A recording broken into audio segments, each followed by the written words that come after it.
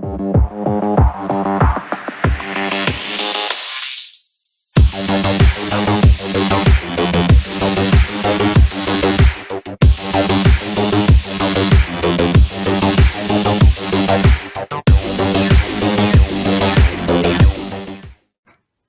to another episode of the Minotaurs Maze, and this is the second special episode where I'm going to be in conversation with Ben Byrne.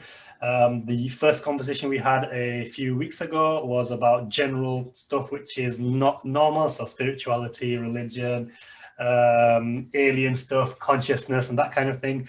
And these conversations, there's no particular purpose other than just to discuss these interesting things.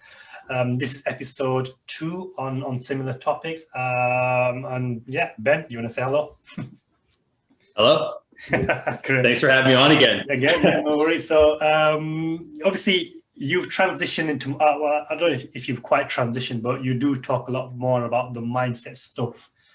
Yeah. So I suppose the starting point would be, what got you interested in mindset, and what was it that made you realize the importance of mindset? Yeah, mindset for me, I guess, started like 10 years ago, over 10 years. I'm almost about to turn 33 this month, which seems like super old to me, but when I was like 20, that's when I kind of, that's when I started reading books like about spirituality and kind of broadening my mindset, and then got into self-development after that. But what I'm doing right now in my group, I do like these Mindset Monday talks. And I started doing them because when we started coaching people in business, I noticed you can take two people who are very similar offers, very similar markets, very similar backgrounds. One of them will get really fast results, and then the other one won't. They'll constantly run into roadblocks and hurdles. And we're like, what's going on? And I was like, it must be something deeper, because back then we were just teaching purely tactics. It's like, oh, you just got to do this, then do step 1, step 2, step 3, and then this kept happening. So that's what really, led me to start teaching on mindset stuff.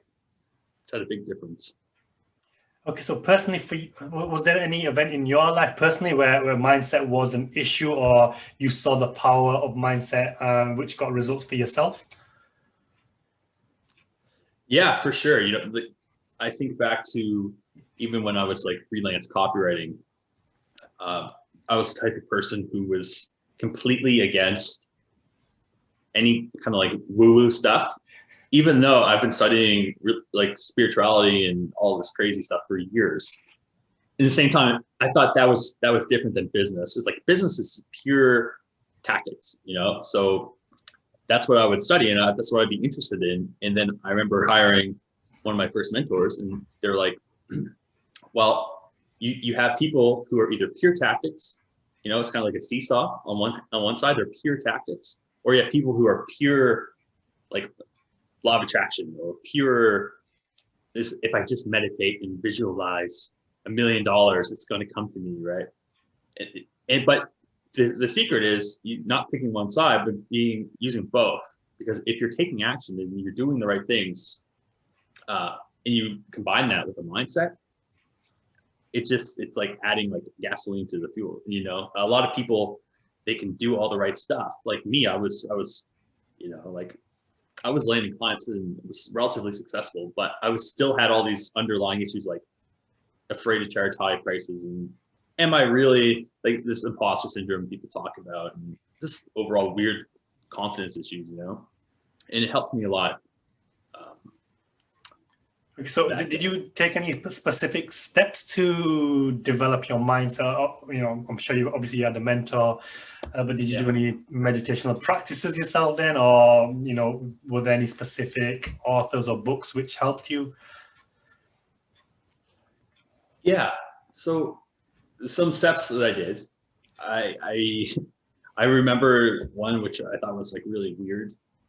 It was with affirmations, and I kind of have mixed feelings on affirmations, especially back then. I was like, affirmations are woo-woo garbage, right? I thought an affirmation was simply you going, I am a millionaire. I'm a millionaire. I'm a millionaire, right? It's like it's just like lying to yourself enough that maybe you believe it, and I don't know. But anyway, I had this big list of like 100 affirmations, and it's instructions. You read them first thing in the morning and right before bed out loud. And I was like, this is so stupid. And I remember the first time I did it, this is like, looking back, it seems sad, but my girlfriend just moved out. She was like sick of me. I was like, okay, I was living with a cat. And I was like, this sucks. Anyway, here I am reading these affirmations out loud. And my cat was like looking at me like, who are you talking to? Like, you're an idiot. And I felt like an idiot. And so I read out loud like 100 affirmations, which they're all based on, they have like the same formula. It's not like I'm a millionaire. It's like, I am blank, and this makes me feel blank. Like I'm always focused, and this makes me feel successful, or something like that. So it's kind of combining two things. And I noticed when I went to sleep that night, as soon as I laid down, I felt like a charge in my chest. Like it was like electricity. It felt really, really weird, and I had no idea what was going on. And I kept that up for like a full month straight, and I was like a completely different person. Oh, okay. So basically 100 affirmations in the morning and 100 affirmations before you went to sleep. Yeah, I think a big part of it is like setting, like in business and in sales, you want to have like an even state. Like if you have one day where you're feeling like crap, one day where you're feeling amazing, that's no good. You want to have at least, maybe you don't feel amazing every day, but at least you have a feeling evenness, a constant to you. Yeah. Mm-hmm. So it's like you anchor in your morning with positivity, like gratitude, even something small like gratitude, something we teach our clients. I think Tony Robbins says it's impossible to feel fear or anxiety and stuff in gratitude at the same time. And it's powerful, So do you have a specific morning routine then now, or what do you do now? What do you do now? Or, earlier you mentioned you saw the difference between your clients.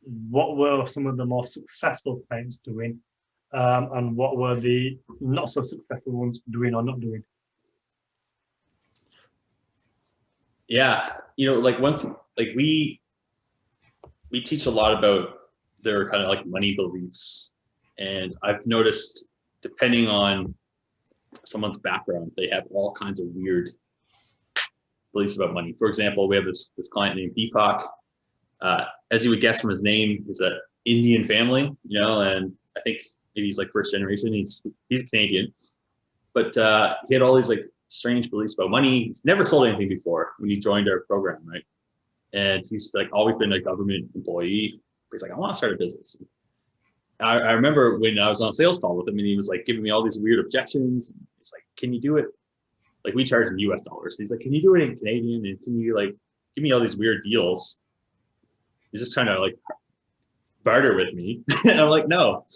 And he's like, if that's how you make decisions, like probably not a good fit. And he's like, oh, wait, no. And anyway, he ended up becoming a client. And we kind of unraveled all this stuff, all these weird beliefs I had for money and how you can't spend money and all this fear around it, really.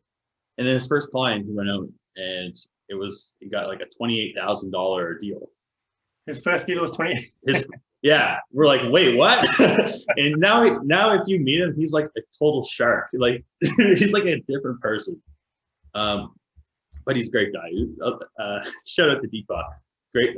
If you want to make a podcast, actually, he helps people with that. Okay, so let's just unravel this. What did you do to unravel it, or what was there a specific technique? Was there a process like the affirmations?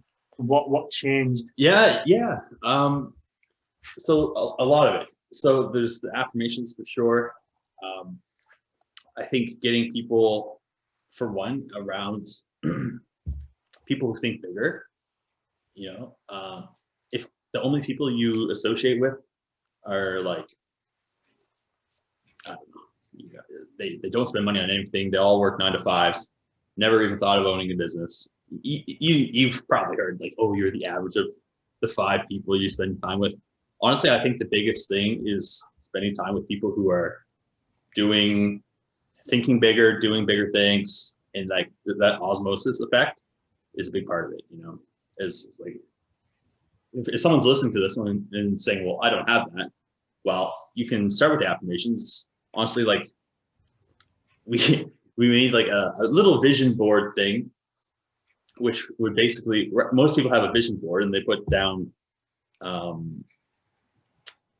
like stuff they want, you know, like a car or a big fancy mansion or maybe a yacht or something. And I think that's cool, but I put people on there that I would like to have some of their character traits, you know, like maybe it's like Albert Einstein, or maybe it's who knows, I like Ben Franklin, or maybe it's Tony Robbins, or maybe it's Jeff Bezos, you know, yeah. Warren Buffett. And there's something to that. Yeah, I mean, obviously, I don't know, do you spend much time with Mind Valley or any of their self-improvement programs and stuff like that? No, not really. Okay, so they've obviously, you know, they're online coaching kind of platform, and they've got obviously quite big. And a lot of their material it's to do with the law of attraction, visualizations, affirmations, but there's the people that they have are people that have got some science, you know, behind it. So it's not just, you know, people coming randomly, and, you know, they've got so many different type of guests, but I did take one of their programs. I mean, it was called, what was it called? Lifebook Online. And basically they set out 12 different categories in your life, and that you need to focus on. So I think I'll just read it here. So, you know, the first category was health and fitness, and then the second was intellectual, emotional, character, spiritual, love, relationships, parenting, social, financial, career, quality of life, and then your life vision. And then they'd go into each topic saying you need to break down your beliefs for this. You know, what are your current beliefs? What do you want them to be? And then your affirmations were specific to that category. And then, you know, you put basically the concept was to create a life book. So you'd have a physical book where you'd put these affirmations, but you'd then also put pictures as part of the book, so it gives you the visual stimulation as well as the written words.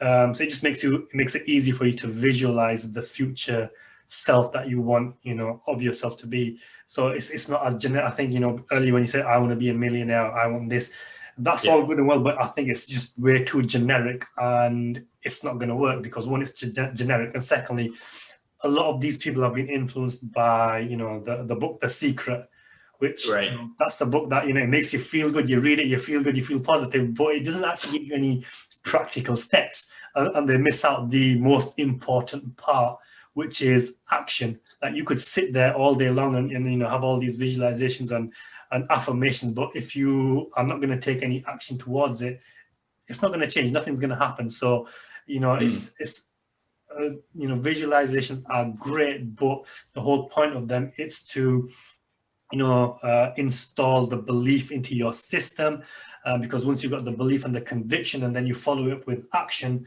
that's when you get results. The people that don't get results are those that either don't have the belief and they don't have the conviction and they're just hoping for something to happen. Whereas the ones that get things done, even though they might not be aware, or they, you know, the outcome is uncertain or unknown, they still have the belief and the conviction that they're going to get it done because of the daily actions that they're taking. And I think that's a big part of you know, the law of attraction and why it works for some people and why it doesn't work for others. I suppose another thing that I've noticed with a lot of people is, you know, they want to be a millionaire or whatnot, but they don't know how to get there, and then they spend way too much time focusing on the how. And then they confuse themselves, so they'll start a business one day, whether it's copywriting, next day will be SEO, and I said there, but this was me for a while as well. So, you know, it's you start on one path, obviously you've got the goal to be rich and all the other stuff, but then you get so focused and bogged down by the how, And then you think, well, do I want to do this and do I want to do that? And then you obviously you get influenced by the online world where everyone's telling you to find your passion and this and that. And then you start questioning, is this really my passion? Is this really what I want to do? Which again, it's another false god, because no matter what you do, even if it's the greatest thing on the planet, it's going to require a level of work which you're not going to enjoy doing. And you still have to get through that. I think a lot of, I mean, from the people that I speak to, a lot of the problems they're facing is that they think when they find their passion, they're going to love every minute of their life. And it's just not like that. You know, or their purpose. You are still going to come across challenges and problems. Yeah. And, you know, the whole point of being an entrepreneur is to solve problems. People think that, you know, they want to leave the 9 to 5 because they've got issues, and then, you know, they're going to become an entrepreneur, they're going to be free and they're going to have no problems. It's the opposite. Like, you know, you're going to have a lot more problems, and the richer you get or the more money you make, it's not less problems, it's different problems. And, you know, if you're not prepared for the problems, if you're not prepared for responsibilities, then, you know, it's something you want to really consider whether you want to go down that route. But again, in helping you to go down that route, you need to have obviously the visualizations, the affirmations, and work on the mindset, because you are going to come across many problems and they're going to be different problems. And unlike the 9 to 5 or the school system where you've got a teacher or a boss guiding you or telling you what to do, in entrepreneurship, you're not really going to have that. Obviously, you can get coaches and that obviously helps a lot. But still, you're going to be second guessing, you're going to be doubting. And that's where the power of the affirmations and the visualizations come through, because they guide you to that goal that you're trying to get. Whereas when you're in the middle, you know, you're going to think, am I doing this right? Am I doing that right? Or it's not working. And then you have your panic attack and then you start something new. Yeah, you said something I think is really important. It's a really important part of it. And there has to be, it's like once you have your affirmations or your visualization, there has to be like an element of faith. It's like, okay, if I just go, I do this plan, if I do this every single day, I'm going to get the result. And there's a lot of people out there who would be like, let's say you get really successful and they come up to you and like, oh, you're so lucky, or, you know, it's like the same thing as if you go to the gym. You're like, you never went to the gym before. Let's imagine this. And you're like, if I just work out and I eat right, I'm going to get in better shape. But everyone knows the first like 6 weeks, it looks like nothing has changed, right?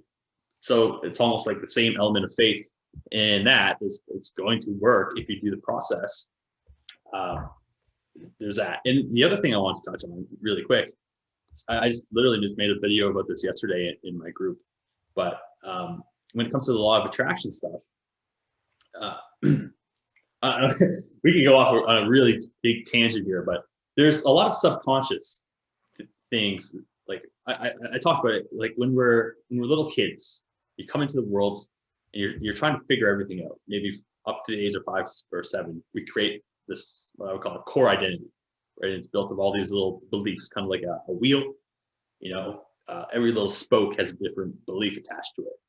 And then this is what kind of throws people off, because you could get something like your parents saying, oh, money is the root of all evil. Or, you know, like an example I gave is maybe you were given chores to do or something like this, and you didn't do them as a kid one time, and you got in trouble. And when you're a kid, everything's such a big deal. You're like, oh my God, I'm a bad person. Like, I didn't do my chores, I deserve to be punished. And then this gets filed away in the memory banks in the subconscious. And then when you're older, maybe you're in your 20s or 30s or whatever, and you're like, okay, time to be successful, time to go out and make money. And then, you know, you keep sabotaging yourself. Maybe you don't do the work, or all these weird things come up. And consciously, you're like, I want to be successful, but the results you're getting, you know, you're like, how come it's not working for me? But the point is, your subconscious programming is like, hey, if I'm a bad person based on this random super stupid incident, you know, you're basically executing that program. Does that make sense? Absolutely, makes perfect sense. And, I think a lot more people need to study this field, especially, the subconscious mind and the programming, the conditioning. And, I mean, I Yeah. could go on this all day, and, I do swing more towards the conspiracy theorists than normal people. But, programming is a thing, conditioning is a thing. And, just to give you a Of very course. Yeah. practical example, our generation, the millennials, we grew up, and you talk about the first 7 years of life, and I'm talking about primary school here. We grew up where we got told to be scared shitless of strangers. Like, don't talk to strangers, don't Yeah. talk to people you don't know. People are out there to destroy you, they're out to get you. And I specifically remember, to this day I remember, one of the videos they showed up, they used to roll in one of them where you had the big monitor box TV and the videotape on Yeah. yeah. So they put that in, and then I still remember to this day the image of a girl walking down the street. A car pulls up, pulls out a bag of sweets. The girl goes to it, and then they grab the Got her. Yeah. and off they go. And this is the programming and the images they're putting into children's minds. Now that might be innocent in nature because they're doing it because obviously they want to protect children, but ultimately there's approximately 7 billion people on the planet. And the likelihood of any of us getting to know more than 1%, it's not going to happen. We're not going to get to know 1% of the world's population. So effectively, what we're being programmed is that 7 billion people on this planet are strangers and they're out to get you, which is not the case. The majority of the people on the planet are good people. They're kind people. They will help you. But we were installed with this programming that, strangers don't talk to people, don't talk to strangers.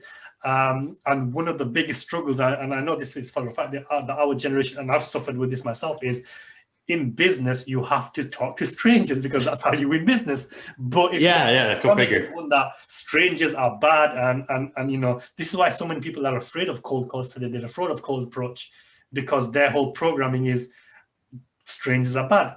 Bad things will happen if you approach strangers, and consciously they might be like, I need to make cold calls, I want to do it, but then their subconscious programming, without them even realizing it, overrides the conscious programming. And then when they get on the phone or they try to get on the phone, they panic and they don't do it, and they make an excuse. And this is what people realize, where when you have a subconscious problem, the problem isn't going to come out. You're going to make an excuse as to why you didn't fulfill that action. Exactly. And this is why you got to, obviously, a lot of the problems that people face today is because of some kind of trauma or conditioning from childhood. And it's going to manifest itself in different ways. This is why you've got to do the deep work on yourself. And, obviously, this is NLP, hypnotherapy, that's kind of famous and whatnot, but you have to heal internally and find out what damage was done to you in your childhood. And it might not have been done to you directly. You might have just seen it. And that's, well, when you're a kid, just to touch on that, what is trauma? It's something that's overwhelming. So if you're listening to this, you might be able to relate, or even you have you ever remember being a little kid, maybe in a mall or a grocery store, and you couldn't find your parents? You're like, Mom, yes. I remember that. That's traumatic as a little kid. As an adult, you're like, oh, you just couldn't find your parents. That reaffirms the the program is strangers are bad, don't talk to them. Then once you get lost and you face that panic is real, that fear is real, and it basically strengthens that program in that you need somebody there to protect you, you need somebody to mollycoddle you, basically. And if there's one criticism of millennials, it's that they haven't got past the stage of needing validation, of needing permission, of needing somebody to guide them through life. And I think that a large part of that comes down to the program. And whilst we're on the topic of sorry, go on. So all I'm saying is, obviously, one of the things that we know is the subconscious mind cannot tell the difference between reality and fantasy. Memory, fantasy. So one of the reasons why affirmations work is because your subconscious mind can't tell the difference. So if you have a really vivid visualization and you do it long enough time, your subconscious mind is going to accept that as real. But a lot of the mindset people, they talk about this, okay, fine, great, but what they don't talk about is the opposite.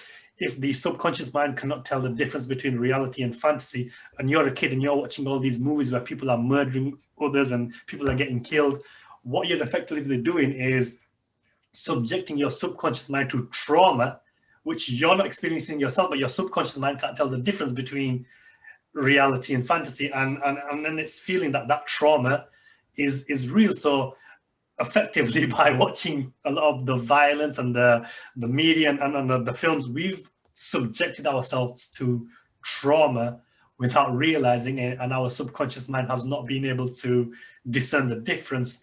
And you know, this is what I'm saying. You know, you don't have to face that trauma directly, but your subconscious mind will have faced trauma without you even realizing that you've had a traumatic experience. Yeah, that's interesting. It's probably even crazier now with all the video games we have, you know, Call of Duties and stuff. Exactly, and the news to go with it. So, you know, and the news, yeah, it's going into your subconscious mind, and you've got the news, which is confirming on the conscious mind. You know, all the, especially now on social media, half of these images, obviously there's a lot of bad stuff happening around the world, but some of these images, they're fake, and you know, you've got all these war-torn images, and even on WhatsApp now, people are just sending you videos and images of just this constant negativity, and eventually you face that enough times, you're going to traumatize yourself. And this is why, you know, there's a lot of anxiety and panic and depression and stress.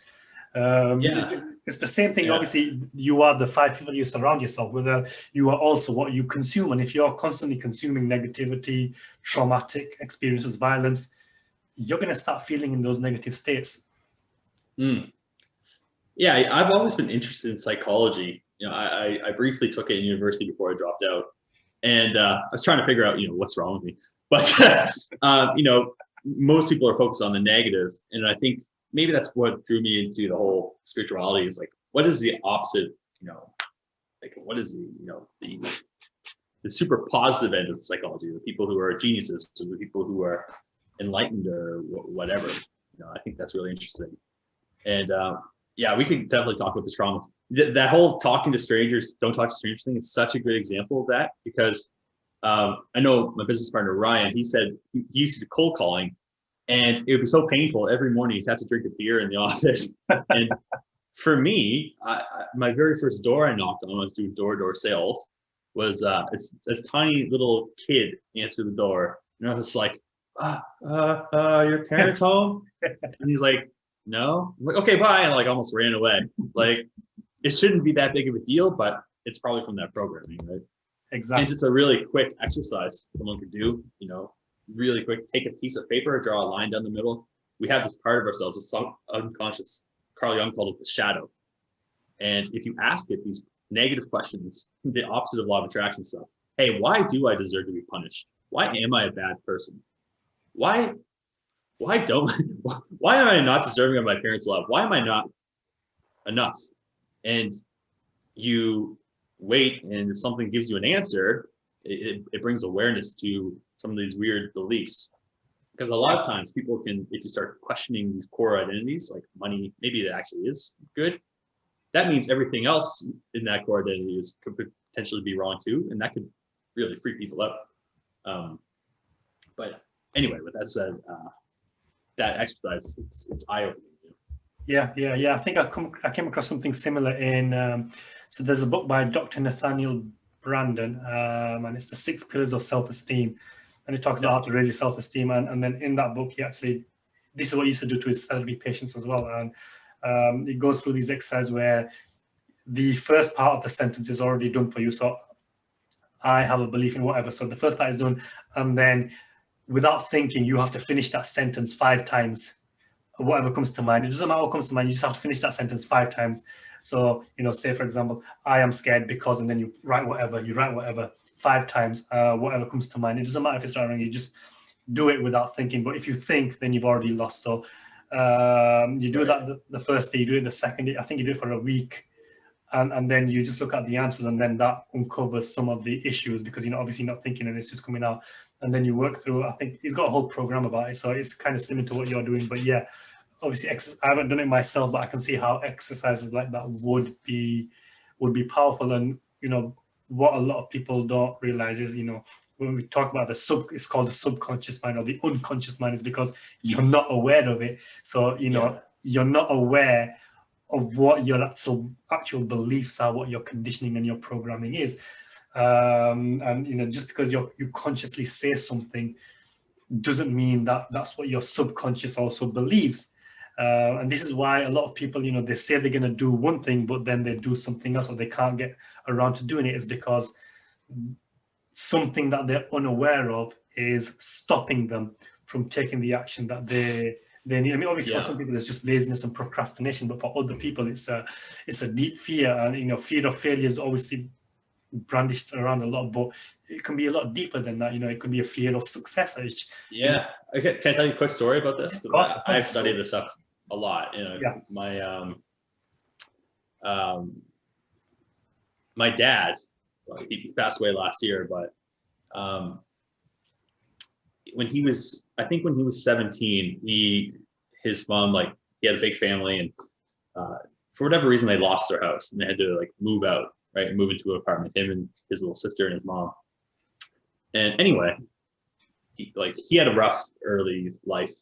He's homeless for a while. He hitchhiked across Canada. He had a crazy life, actually. Started businesses and all sorts of cool stuff. But his wife was into energy healing, you know, Reiki and that stuff. And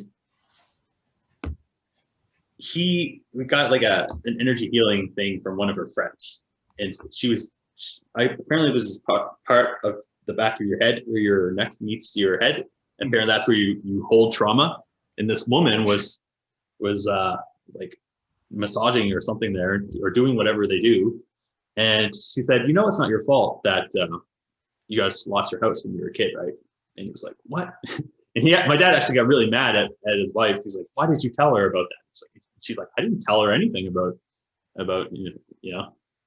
And I think, you know, if you study like Chinese medicine, various organs are related to various emotions, right? So, like, for example, he had kidney failure, and I think the kidneys are related to like fear, you know. So it's like if or like the heart is anger, the lungs, I think, are sadness, so on and so forth, right? So, you know, if you think in your subconscious, like, maybe, for example, what are you really afraid of? Is there something that you're not consciously afraid of, but maybe you have bad dreams about it all the time? Like, for him, it was always being homeless again, even though you know, plenty of money and it wasn't going to happen. You know, is that something in the background that's like another program that's running on your computer, which is basically, you know, creating havoc for you now?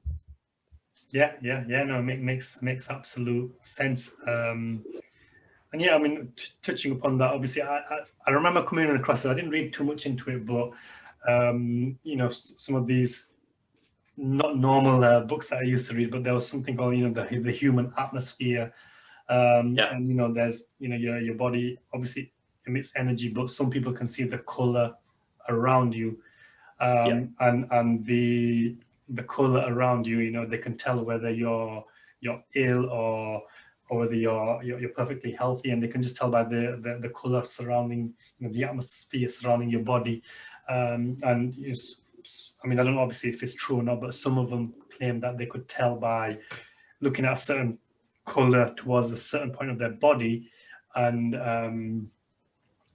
be able to see whether they've got a problem in that area of their body. So it's just interesting. Obviously, it goes back to that theme that we talked about last time, which is everything is energy, and it's just a different form of energy, which is what mindset is. You know, a subconscious mind is energy, conscious mind is energy.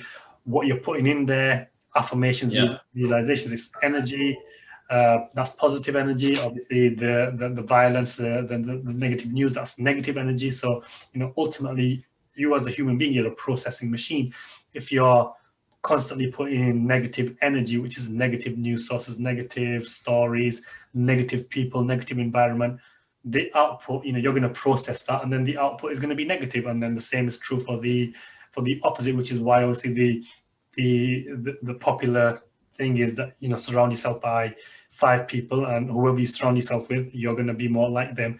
That's because now your environment is, you know, what they're putting in, and it goes back down to the psychological principle of conformity as well. So, you know, you're going to conform to the majority. I mean, you know, but everybody likes to say, I'm not going to conform, but we all do it, whether we do it subconsciously or consciously, it doesn't really matter. You are going to conform to whichever group you're in, because that's just human nature. And so this is why it's important to obviously surround yourself with the right people, but it's also why it's so difficult to break out of that environment, because the majority are conditioned to be a certain way. We were all conditioned to go to school. We were all conditioned that, you know, we need to get a degree and get a professional job. Get a safe job, and open a business. It was get a job, so then work your way up the corporate ladder, and that was, you know, go take risks and security. But you know, you talked about it earlier with the law of attraction, so that you need faith. Well, even with the university degree, you still needed faith. There was no guarantee that you were gonna get a job after you got the degree. But it was easier to have that faith because of conformity, because of social norms, because everybody was doing it, which is why a lot of people struggle with business, because when you have faith in that side, you don't have that same support structure. Which obviously goes back to why it's important to have obviously coaches, mentors, groups, accountability groups, and of like-minded people. But before that, again, it comes down to being clear and having clarity on what exactly you want to do. Because I think for a lot of people, the reason the law of attraction doesn't work is because they can't get clear on the how, which I explained earlier. So, you know, or the what, or the what, it's like they change what they want every 5 seconds. Yeah. Which, you know, obviously if you've been in a system where you've been told what to do, how to do it, and you got feedback, it's natural, because, you know, that I've said this before, that feedback loop, like, you know, I was a geek at school, so I did really well from primary school all the way up to university. So, and that programming was literally, I did a piece of work, or I got told what to do, I did it better than everybody else, and then I got feedback, which was well done, that's extra. And, you know, that went on for the first 15, 16 years of my life. So that programming is deep. You know, it's not something that you can unravel easily. You know, that takes a lot of work, and that's a programming that a lot of people went through, and they think they're going to take one mindset course, or they're going to read one mindset book and everything's going to be all right. It doesn't work like that. You're not going to unravel years and years of conditioning without doing years and years of work to uncondition and recondition yourself. So persistence obviously is important, patience, but again, faith. I really like thinking about the human brain kind of like a computer. You know, the software, you think about it, thoughts that you think are software, and if you can program yourself. Part of it starts with limiting how many negative inputs are coming into that computer, right? That's always a big one. But, you know, just to touch on the human aura, I think that's what you're talking about. Yeah. Some people are like, oh, is it real? Is it fake? I've heard other names for it, like the biosphere or something like that. If you think about it, you know, that the heart generates electricity, and whenever there's electricity, there's like a magnetic force, right? And they say it goes out to about 6 feet away from your body. And I was actually listening to a really interesting podcast with this woman does sound healing. Like, I don't know why I would be listening to it, but it was just interesting. I found it. And she can tell, she has like a tuning fork, and she starts like 6 feet away from you and starts moving closer. And you can kind of tell, like, oh, based on that sound, you got in a car crash. Oh, this sound is a traumatic experience you had as a kid. The farther out, it basically what they thought is our memories aren't stored in our brain. Our theory is it's stored in our biosphere, this magnetic energy, and that there's science behind storing. So I suppose that's similar to bioenergetics then, because bioenergetics, I think that's the right word. I might be saying that wrong, but that theory is that the trauma is stored in your body. So when you've got backache, or when you've got neck ache, or leg ache, or anything like that, that's trauma stored in your body. And I don't know, have you heard of Elliot Hulse? Yeah. Oh yeah, I've heard of him. Yeah. So he obviously, I saw a few of his videos, and if you see some of the exercises he does to release that trauma, you think he's an absolute madman, but I can see how I did try some of it a little bit, but I didn't get too deep into it. But some of those exercises are absolutely crazy. And I mean, he's got one where I can't remember. I think it's like a 6-stage process where you get up and you start shouting and screaming at the top of your lungs, and you shake your body, and then you kind of drop down. Have you heard of London Reel? Yeah. London Reel. So I went to one of their summits, London Reel Summit, before the lockdown. And obviously there's a few hundred, probably 1,000 people there, and he made everybody do it in that audience. And Oh, wow. it literally does change the energy of the room. If everybody's in this, For the better? Yeah, obviously everybody's more charged. So it's like when you go to a football stadium, so or a concert, or whatever, if the atmosphere is dead, it's because everybody's can't be asked, can't be bothered. You've got that lazy attitude. But if everyone's like crazy, going crazy, then it's infectious and it goes around. And it just goes to show that every human being is an energy charge, and then you connect with other energies, you're going to create an even more powerful energy, which again goes, which is similar to the concept of prayer in congregation. So obviously you go to church, you go to the synagogue, you go to the mosque. The whole point is praying with other people. And for me, that's because obviously you can pray individually. That's great. That's just your energy source. But especially in Islam, if you've ever seen the Islamic prayer, everybody's lined up in one, in one row, obviously as far you can go into that row, and they're all praying together, they're all kneeling together, they're all bowing down together. And the whole point of that is to show that everybody's equal. But on the spiritual side, for me, it's because everybody's got their own energy, and collectively you're building all of that energy source and you're focusing it on the one God. Right. And so obviously that's how positive energy works, and negative energy works in the same way, which is why you've got so much negative news, and you've got so much negative articles and negative programming and whatnot, because the more powerful the negative programming, the more powerful it will become. And the more people you've got living in fear, in anxiety, in stress, it's going to create a more negative energy, which is a lot more powerful. And not to sound too conspiracy theories, but I think all of that is deliberate, because being negative is profitable.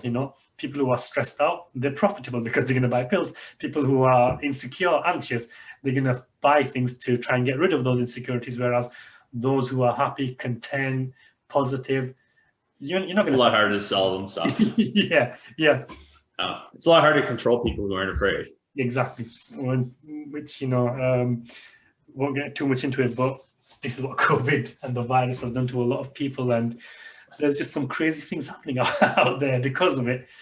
But I suppose that's a conversation for another day. Well, you must be able to talk about it now that you had it, right? Okay, yeah. So I mean, I haven't really publicly talked about it, but yeah, I got it a few weeks ago, and it's real. Obviously, there's a real virus out there. It's bad. It affects you in so many different ways. I mean, the amount of ways it impacts you, it just makes you think that this is not a natural virus. I mean, obviously, this is going to be a bit controversial, but for me, there's no doubt it was created in a lab, because there is no way anything natural would cause that many problems in such a short period of time. But having said that, I also do believe it's almost like a mirror. If you are in a positive state, if you are healthy and you're exercising and you're eating right and you're spiritually, well, you are not going to feel the effects as much as somebody who's in a negative state of mind, and somebody who's got a rubbish diet, somebody who's not exercising. And before I got COVID, before I got it, I was in that state of, the gyms have closed, I started eating rubbish, I wasn't training at all, and I was pretty much in the dumps. However, had I been in the same state when I was doing 75 hard, I can guarantee it would have lasted a few hours at max, or one night. Because I did get ill when I did 75 hard. I did get ill, and now obviously I don't know if it was. I think it was just a normal flu. But anytime I've had a normal flu in the last 5 to 10 years, it's lasted 3 or 4 days. But when I was doing 75 hard, it literally lasted a few hours, 1 day maximum. And that's because the the mindset I was in, the energy I was in. You know, I was exercising, I was eating right, I was drinking a lot of water, I was going for walks, and I was just, you know, on a high, a real high. And it's almost like, you know, I felt untouchable, I felt unstoppable. And then, you know, if you're in that state, you know, it's going to be, you know, you're not going to be that affected by any illness, because, well, which is common sense. You know, the whole point is to eat right, exercise. Yeah. These are all basic, it's probably the biggest one, honestly. which we don't do. Crap food. Yeah, and you know, obviously there's a lot to be said about so with obviously the virus. You know, it's a real thing. You know, if you get it, you have to absolutely take precautions. And if you know somebody who's got it, you know, you have to support them, because it does destroy you emotionally and spiritually. Like, you know, my will was broken at certain points. So, you know, you need to help those people, not just physically, but spiritually and emotionally as well. But the response, obviously I've recovered, I'm fully recovered, you know, praise to God. And most people do recover. But the response to it, like the fear they've induced, you know, every time there's positive news, there's negative news, which is even worse. And it's all clickbait headlines like new mutant virus, or, you know, this many people have died. And, you know, the whole thing, it just thinks, like, for example, I was reading one of the UK government websites the other day. And first mistake. Yeah, well, this is the official website. And what it said on there was, God forbid, if I was to pass away in the next 60 days or 60 days after COVID's gone away, right? Even if I was got hit by a car, or even if, you know, any freak accident, asteroid hits you, hits me, because it's within the 60-day period of me having it, my death would be classified as a COVID death. And that's just wrong. Yeah, that's... You know, so you're deliberately manipulating the figures. But to go back to, you know, you're generating this environment of fear, of panic, of stress, of loneliness, of isolation, and it's working. And, you know, people see obviously that's the effect on the individual, but they don't, you know, you've got to also look at the impact that it's had on the religious and spiritual side, because with lockdowns, you can't go to the church, you can't go to the synagogue, you can't go to the mosque to congregate in groups. And you know, you take a look at the spiritual places around the world. So Mecca, for obviously the Muslims, you would constantly have millions of people going around the Kaaba, and that's a strong spiritual force, a strong spiritual energy. Same with the holy places in Jerusalem, and, you know, the Christian places. Now, if you've got lockdown and all of that energy is just stopped, you're just giving free rein then to the negative energy to just take over, which is what's happened, and which is why a lot more people are now feeling lonely and isolated and anxious. But yeah, so I mean, I could go on talking about it, but, you know, I'd probably be considered selfish and killing grandmothers. Killing grandmothers, yeah. Well, you know, like, you think of the things that make people healthy.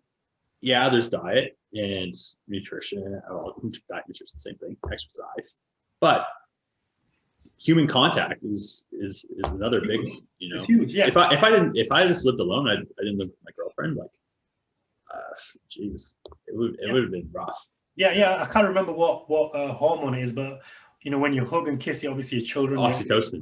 Yeah. So it releases this hormone, which has so many benefits. And, you know, you're restricting that. So, but, you know, it's funny that obviously, you know, you're saying lockdown, you're closing all these businesses, but the fast food joints are open. The gyms are closed, but the fast food joints are open.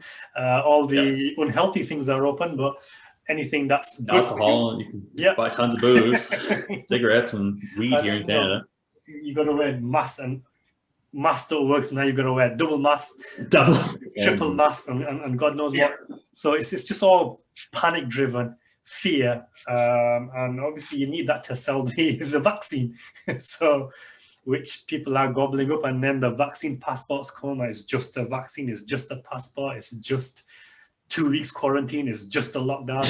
These just an anal swab. Yeah, it's just adding up now. So, but yeah, well, we'll see. I mean, if you go, obviously, I read a lot of the religious books and the spiritual books, but They're calling it the conspiracy theories. Well, although it's not a conspiracy theory, they are calling it the Great Reset, which is the World Health Organization. They're the ones that are saying it's the Great Reset. So Klaus Schwab, mate. yeah, Klaus Schwab, there you go. So they're calling it the Great Reset, but in the for the religious people that study end times, they think it's the end times, and this is a big part of the end times. And then the people who are not religious but are spiritual, the New Age religion kind of thing, they're seeing this as the Great Awakening. So this is needed to get to this next stage of spiritual evolution, which I suppose we can talk about maybe in the next episode as we wrap this one up. But yeah, so what's happening now? What is the next stage of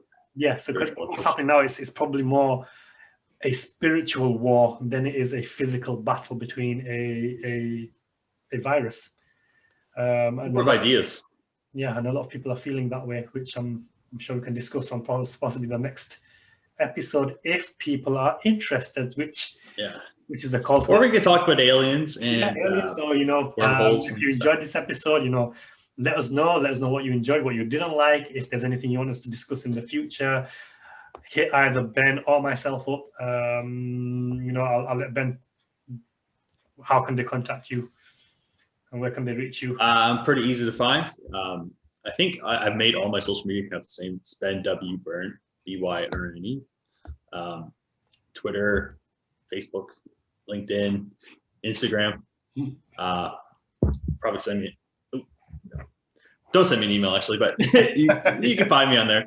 Yeah. So we're both on pretty much all the platforms. So send us a message, or just drop it in the comments or whatever, and we'll be happy to discuss. And even if somebody else wants to come in and join in on this conversation, I'm sure Ben's not opposed to that idea. So if you are interested in any of these topics which are not mainstream, whether it's spirituality, aliens, mindset, whatever it is, I suppose we haven't talked about the quantum field and Joe Dispenza, which I know both of us are interested in that arena. So if any of these topics are something you've got something to add value to, or you just want to have a say, hit us up, and we'll be happy to bring you on and bring you into the conversation.